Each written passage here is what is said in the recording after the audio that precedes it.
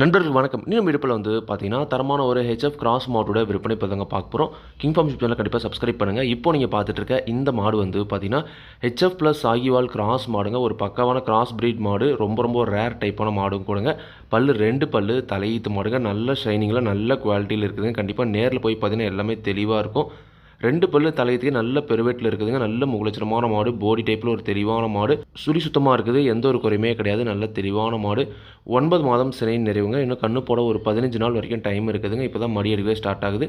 கண்டிப்பாக இன்னும் 15 நாள் ஆகும்போது நல்லாவே மடி எடுக்கும். தலையீத்த பொறுத்த வரைக்கும் ஒரு நாளைக்கு 2 நேரம் சேர்ந்து ஒரு 13 லிட்டர் வரைக்கும் கறவை திறன் கறக்கலாங்க. கண்டிப்பாக வந்து பார்த்தா மாடு நிச்சயமாக அந்த தரத்தில் இருக்குதுங்க.